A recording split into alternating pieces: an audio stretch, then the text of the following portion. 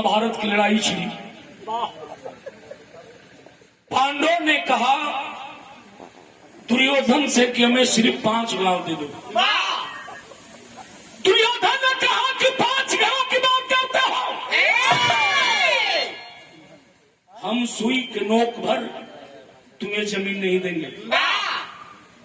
आखिर भाई है, जब 5 गांव के बात रही तो दे देवे किसान। दुर्योधन नहीं माना, और नहीं माना तो भाई भाई में बातों विवाद छिड़ा और महाभारत हो गई। लो पंचे, एक तरफ कौरव दल तो एक तरफ पांडव दल। लड़ाई के दरमियान एक तरफ कर्ण तो एक तरफ बातों अर्जुन हूं। हमारे बिरहा में तरज लगल, कौन तरज बा मास्टर?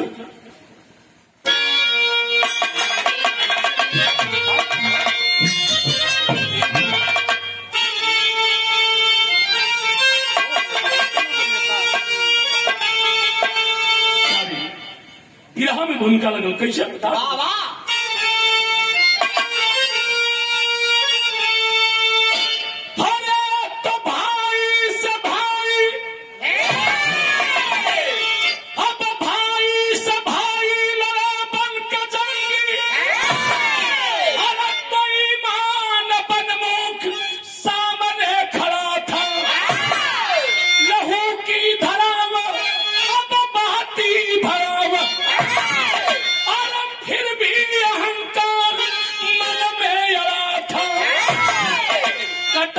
के मस्तक पतंगों से गिरता, अरे पीरों का सामक खंजर चढ़ा था। लड़ते कर्णवीर संग में धनंजय, लगता नहीं कौन किससे बड़ा था।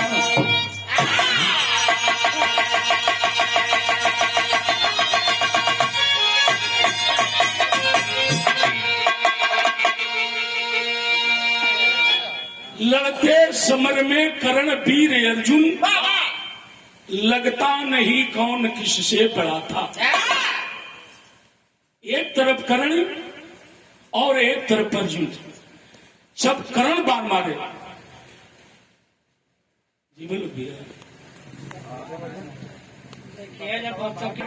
तो अर्जुन के रथ बात 3 हाथ पीछे जाए। जब अर्जुन बाण मारा तो रथ कर्ण के बाद 18 हाथ पीछे जाए।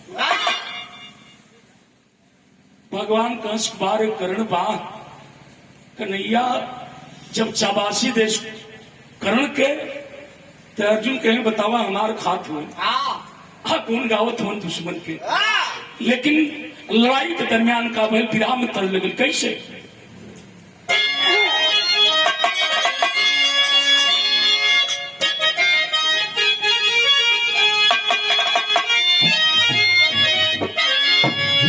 तरज होगा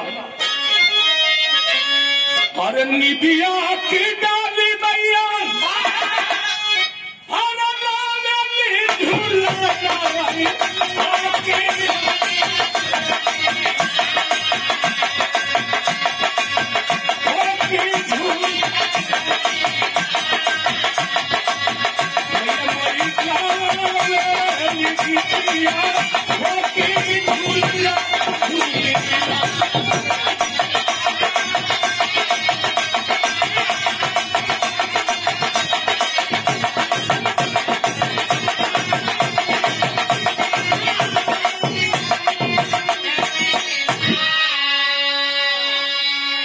लेकिन गरदा से पाती गईला धरती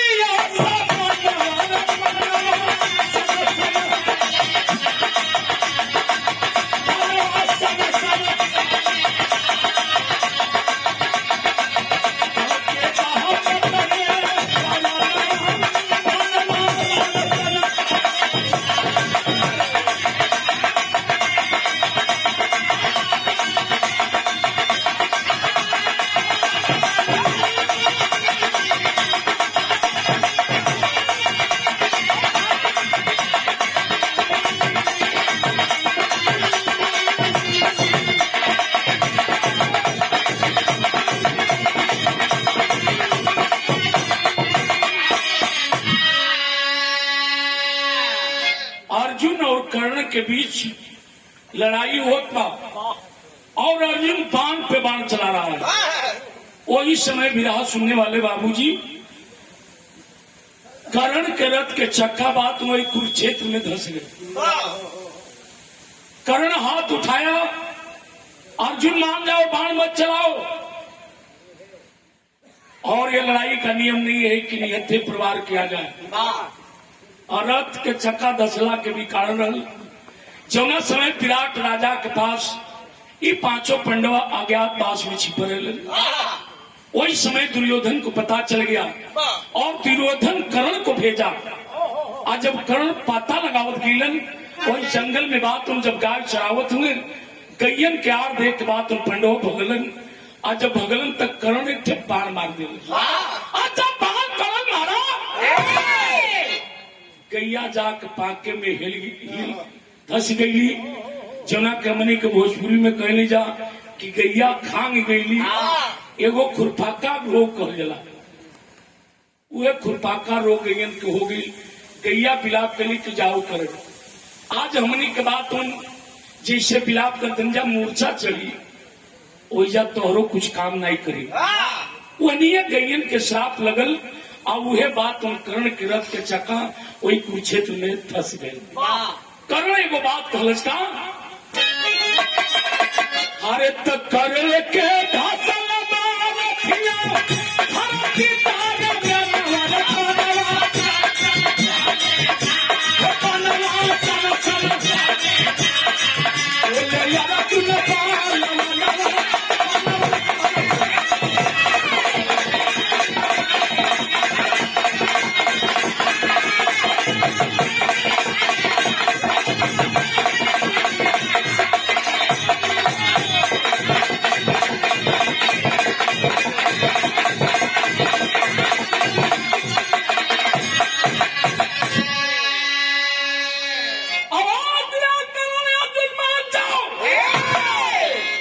मत चलाओ, रथ का चक्का निकाल लेने दो। यह नियम नहीं है कि निहत्थे प्रवार किया जाए। कन्हैया कलन के अर्जुन अगर कर्ण रथ के चक्का निकाल ले तो महाभारत के अंदर कोई ऐसा वीर नहीं है जो कर्ण को रोक सके। और आज कर्ण धर्म की बात करता है। अर्जुन कहा कि अरे कर्ण आप तो धर्म की बात कर रहा है। उस दिन तेरा धर्म कहाँ था जब बीच सभा में द्रौपदी नंगी नाच रही थी, दुशासन द्रौपदी का चीरहरण कर रहा था, क्या उस समय तू नहीं था? तू आज धर्म की बात करता है। उस दिन तेरा धर्म और उस दिन तेरा नियम कहाँ था? कर्ण कहा कि सुनो अर्जुन मान जाओ, रथ का चक्का निकाल लेने दो। उस समय बात कहला न विराम तर लगी था।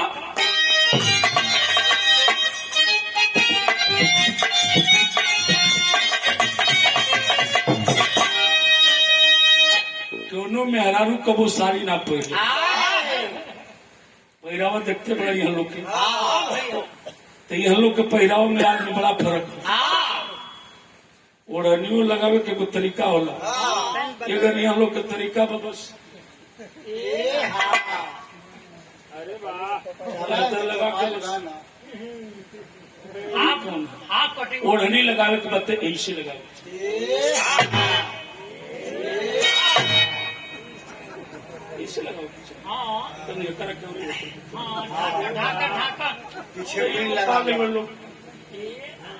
इतना मन के धोती कुर्ता वाला फारी वाला नाच पर बात नहीं से गमछा लगा के चला आना तो पगड़ी बांध ली जा हमने को, तो ये अलग तरीका होला। तो कम से कम सुषमा जी सभ्यता बड़ी चीज है, इसको संभाली थाती है।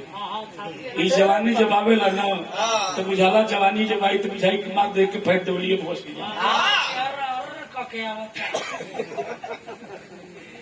तो साड़ी नाई पहले पहिर लियलस अचानक पहले तो कहलस का कहलस कि यार साड़ी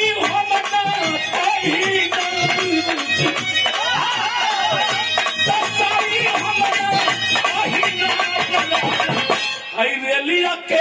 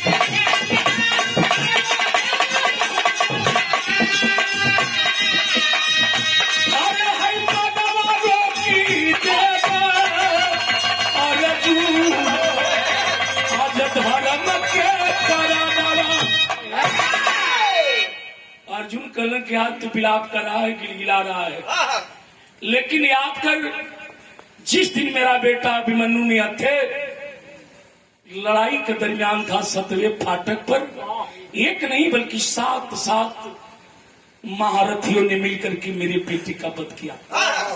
बताओ उस समय तेरा धर्म कहां था, तेरा नियम कहां था? आज तू धर्म की बात कर रहा है।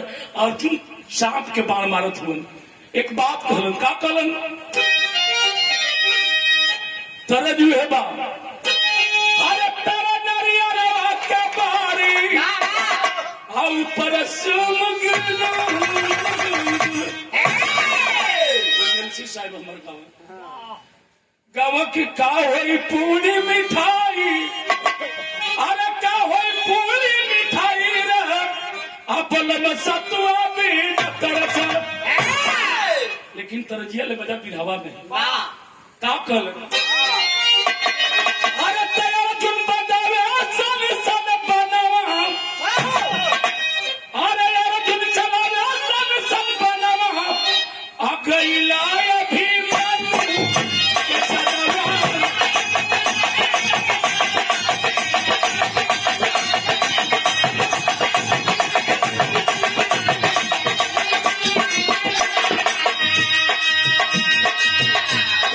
की बचवा हमार रहो, अरे बिल्कुल नहीं हाथा वार प्यार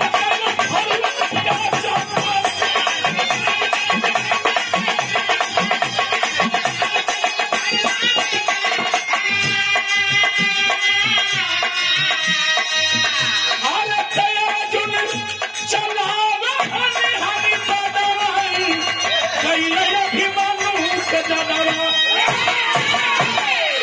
कन्हैया कहते हैं अर्जुन समझ जाओ, अगर चरा चूक हो गई, अगर कर्ण आपन रथ के चक्का निकाल लेलस तो ये बोले कि अब तोहरो मान के बात ये महाभारत में कर्ण को कोई रोक नहीं पाएगा।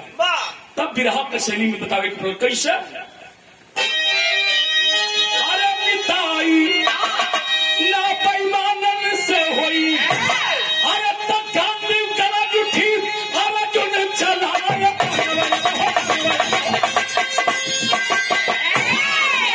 उसी समय बिस्तर भोजन तब कराल से बोला यहाँ करके आना छोड़ तो हम कहे अभी तू पहाड़ पे बैठा करके करकश से बाण करण निकालत हो और कह गिल की मरता क्या नहीं करता, निकाल के जब बाण जब धनुष पर रखलन है कर्ण आज जब खींचक पर पंजा आप तबले देखल कि नाग यही में लपटाई है। अश्वसेन नाम का नाग वही कर्कश में वही बाण में बात लिपटाई है। कर्ण कल की ये क्या बात होने लगी, पहले के लोग जीव जंतु से भी बतियावे, बात होने लगी कर्ण से और उस नाग से। अश्वसेन कहा कि सिर्फ कर्ण एक बार हमें मौका दो, ये कर्ण मेरे बाप मतारी का कातिल है, जैसे तुहार दुश्मन बा वैसे हमारा दुश्मन बा। कर्ण कलश की जिंदगी भर पिरताई का काम किया, अब पिरताई से लड़ली। अब ऐसा वक्त आ गई कि अब कीड़ा मकोड़ा का सहारा ले जाएंगे, कलश की खाली तो हमके छोड़ दो और रथिया समेत बात अर्जुन के निकल जाए। कर्ण कर्ण की जा निकली है चाहे मत निकली हो, तू हमारे बाण पर से हट जा।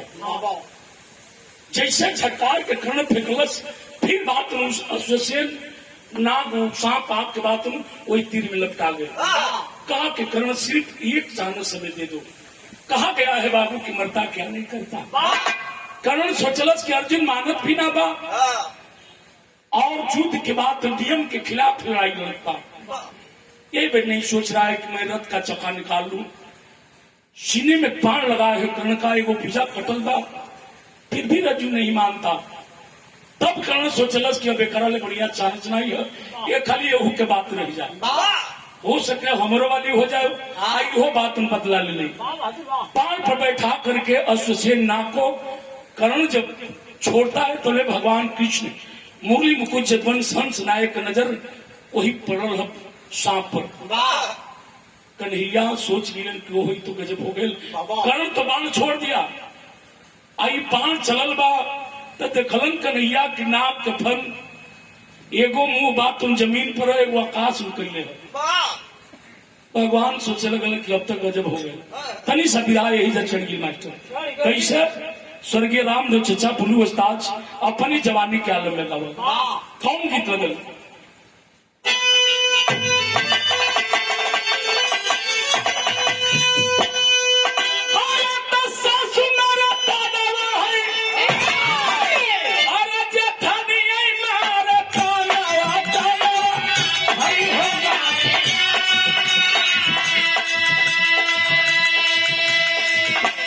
भगवान सोचे लगल कि अब हमारी बदनामी हो जाए।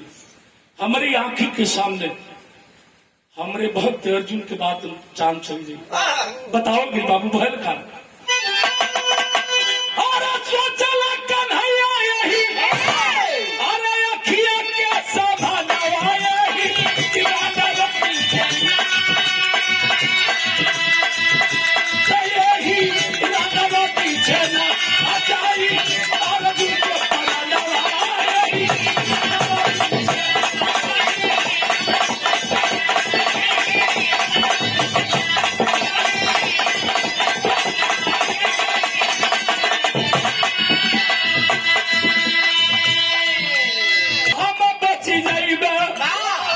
दुनिया मारी ताना कैसे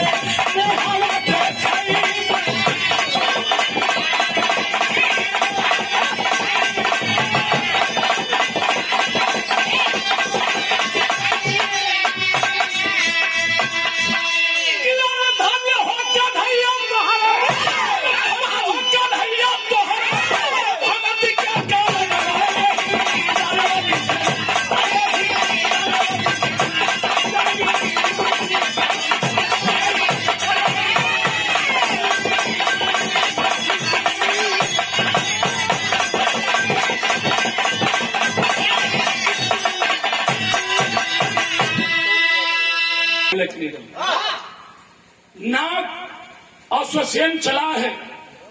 आज जब चलन तो भगवान ध्यान लगोलन ऊपरा ध्वजा प्रभात तुम बजरंगी हुए। कहले बजरंगी अब हमार लाज तोरे हाथ में है। हनुमान जी जो ने चपलन है आखिर लड़ाई के बाद तुम रथ यही जमीन में हिले लगल। अब तले अश्वसेन नाग आ गया। अर्जुन के बाद तुम मुकुटवे पकड़ायल। अब मुकुटवा ले के बाद तुम अश्वसेन आगे बढ़ गए। अर्जुन कहलन प्रभु अगर आप ना रहती तो सहजे में जान चल गई रही, ऐसा ही निकल गई रही रथे समेत। आप धन्य हैं, लेकिन भगवान की नजर उनके भक्त कर्ण पर है जो भगवान के आंख से झरझर झरझर आंसू चलता। अर्जुन कहले आप क्यों रोने लगे? कहते हैं अर्जुन तू नहीं जानते, आज हमारे सामने एक ऐसा धुरंधर और ऐसा तानी भी इस दुनिया को छोड़ करके जा रहा है। कहलन का कहलन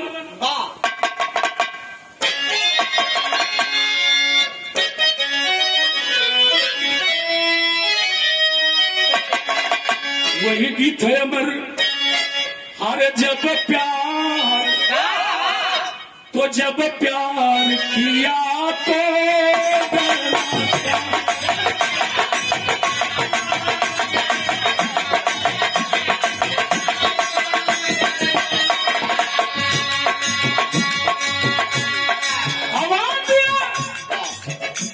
अर्जुन सुनो, धरती से बहादुर दानी चला,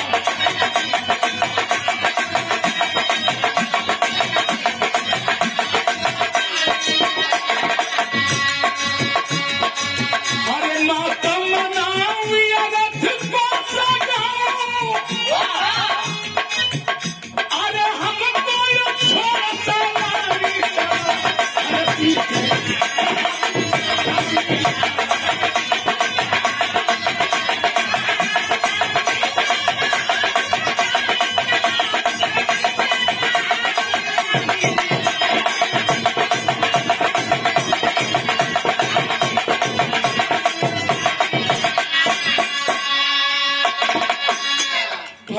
के आंख में आंसू है, कहते हैं अर्जुन अरे कोई नहीं है अब ऐसा धुरंधरी, साच कहूँ महाभारत के अंदर।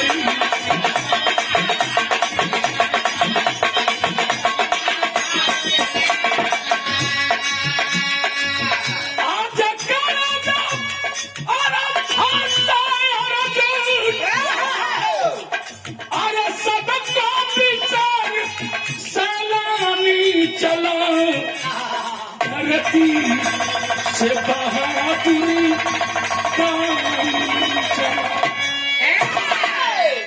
भगवान रो रहे हैं कि आज करण इस दुनिया को छोड़ करके जा रहा है। ऐसा वीर, ऐसा योद्धा, ऐसा दानी वीर, और मेरे नजर में आज महाभारत के अंदर कोई नहीं। हंस दिए अर्जुन, क्या बात कर रहे हैं प्रभु। भगवान कहते हैं कि अर्जुन तुझे विश्वास नहीं होता तो सुनो, मेरे साथ चलो और चलो, आज मैं कर्ण से परीक्षा लेता हूं। लेकिन ये भेष में ना, आपन भेष बदलन है, पूरा विराह के निचोड़ अल्लाह में देवे के पड़े। कैसे मास्टर?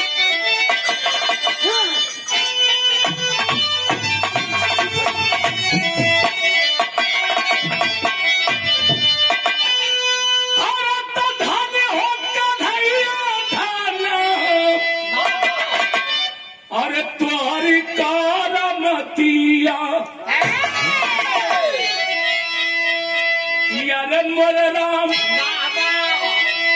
ये भैया विप्र के भेष हैया पल्ली हलन बना।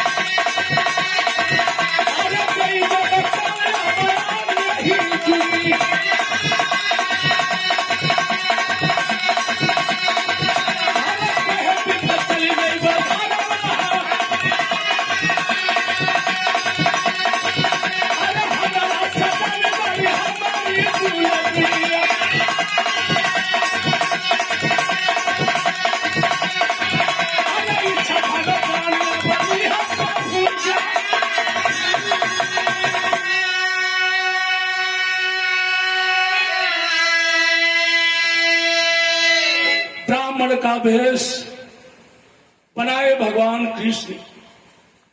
अर्जुन उस कुरुक्षेत्र में लहू लुहान कर्ण पड़ा था, करा रहा था, और ब्राह्मण के भेष में गए और जाकर के कहते कर्ण कर्ण। जब कर्ण आंख खोलता है कराता हुआ, देखा मेरे सामने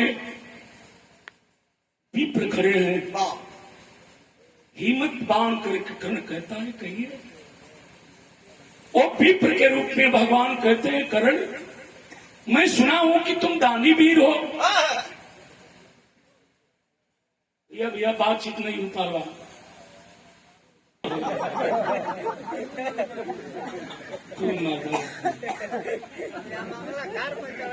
जब मामला खार पर चल बतल गई गरम। अब का बताई तो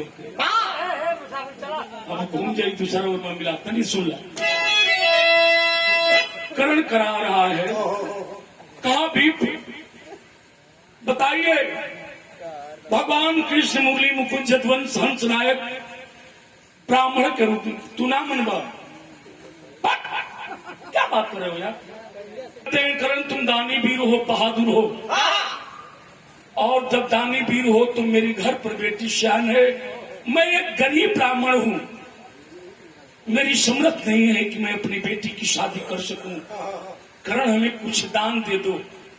करण कहता है कि दान, और इस वक्त जो मैं कुछ ही मिनटों का मेहमान हूं, मैं इस दुनिया को छोड़कर जाने वाला हूं। मेरे घर चले जाइए, मेरी दुल्हन भी दानी है, जितना धन चाहिए हीरा जवाहरात सोना चांदी ले लीजिएगा। विप्र कहते हैं कि नहीं करण, अगर तुम दानी वीर हो, अगर दान देना चाहते हो तो इसी वक्त और अभी तत्काल मुझे कुछ दान दे दो। करण मर जाओगे, दानियों में से तेरा नाम कट जाएगा करण, अगर दान नहीं दोगे तो।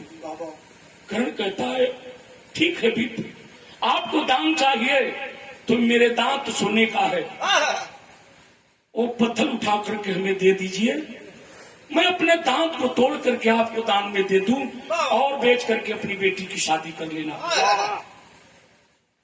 विप्र कहते हैं कि वाह रे करण, अगर मैं वो पत्थर उठा करके तुझे दूंगा और दांत तोड़ करके हमें दान में दोगे तो वो तो जब मैं पत्थर उठा करके दे दूंगा वो मेरी मजदूरी हो जाएगी, तो फिर तुम दान क्या दोगे।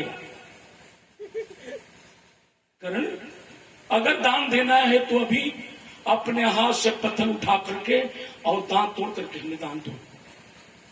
करण आगे बढ़ा, सीने में बाण चुभता गया, लहू लोहान करण जा करके पत्थर को उठाया, लोटियात करण गया और जाकर पत्थर उठा के अपने मुख पर मारा, 32 दांत बात नाग नजूरी में, खून से लथपथ है दांत।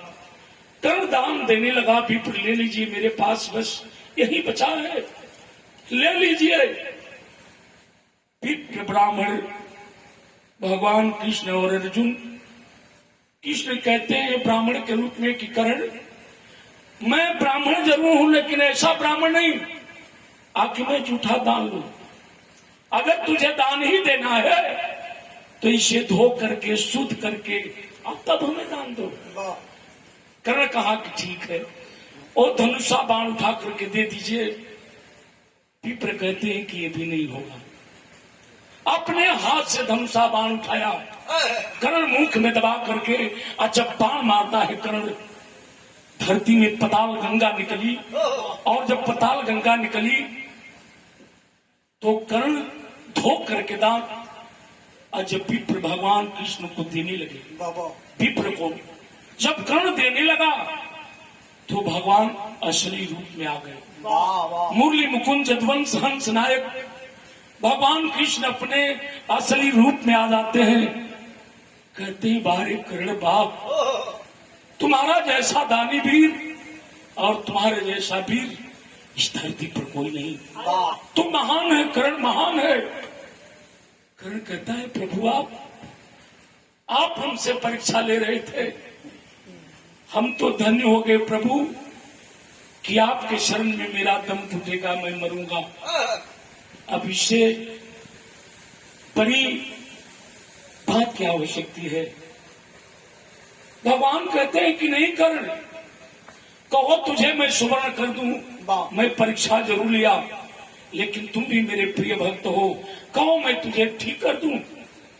कर्ण कहता है कि नहीं प्रभु, अब हम जीना भी नहीं चाहते प्रभु, हम जीना नहीं चाहते, मरना चाहता हूं प्रभु, हमें मर जाने दीजिए। अब भगवान कहते हैं कि कर्ण तब तुम मर ही जाओगे, लेकिन कुछ तो मांग लो कर्ण।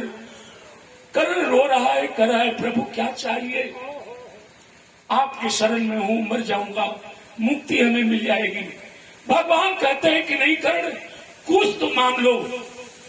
कर्ण कहा कि प्रभु अगर देना ही चाहते हैं तो मेरी सुकून से मौत हो, लेकिन मरने के बाद अगर आप कुछ देना चाहते हैं तो मैं कुंती मां के कोख से कुंवारेपन में हमारा जन्म है, मेरे मर जाने के बाद प्रभु कहीं कुंवार जमीन मिले वहीं पर प्रभु ले जाकर के मेरी लाश को जला दीजिए। यही कर्ण मांगा। भगवान रोते हुए अपने भक्त कर्ण को जब उठाए, कर्ण इस दुनिया को छोड़कर चल बसा। भगवान की गोद में है कर्ण। भगवान अपने भक्त को लेकर के चल दिए। कहां गिलन बताओ नहीं।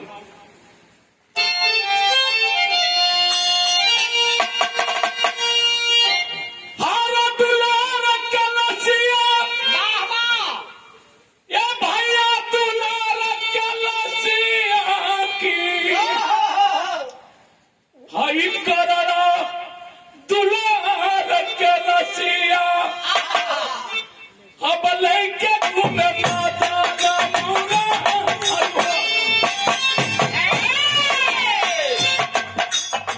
लेके घूमे माता का मुरा,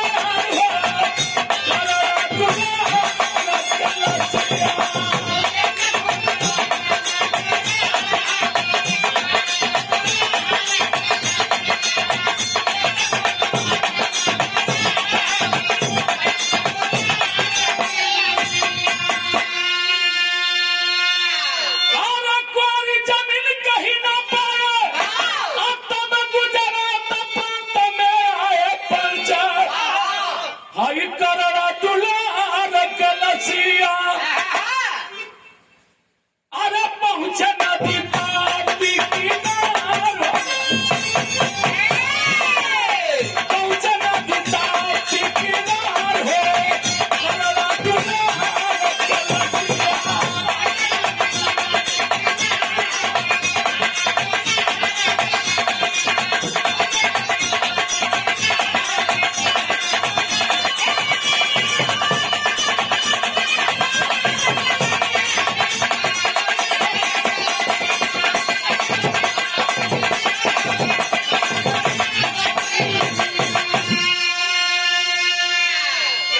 भगवान कृष्ण अपने भक्त कर्ण की लाश लेकर के दुनिया में भटकते रहे और भटकते भटकते कहीं दूर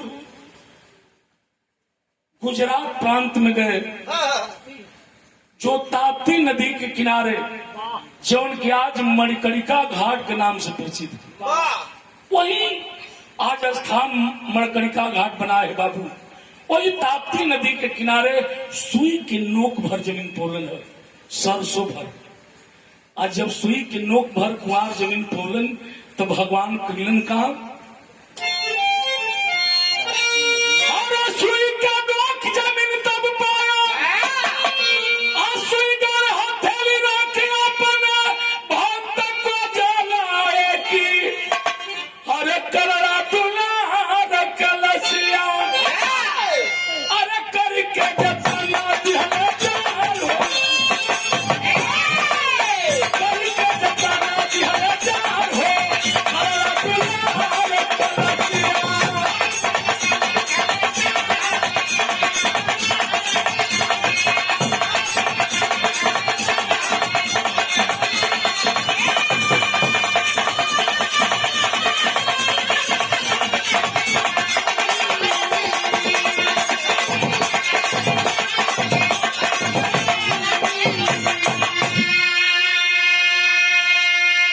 वही ताप्ती नदी के किनारे सुई की नोक भर जमीन पाए, सरसों भर जमीन पोलन, और वहीं पर बाबू सुई गाड़ करके भगवान अपने कृष्ण हथेली को रखे और उसी हथेली पर अपने भक्त कर्ण की लाश को जलाते हैं। कहते हैं अर्जुन, ये भी मेरा भक्त है। ऐसे ऐसे महान भक्त इस दुनिया में है बाबू। कहानी का अंत हुआ। कुसुम पराग स्वामी गुरजद्दू देव जी गुणकारी, कथन करे संतोष कभी बालाजी बने पुजारी।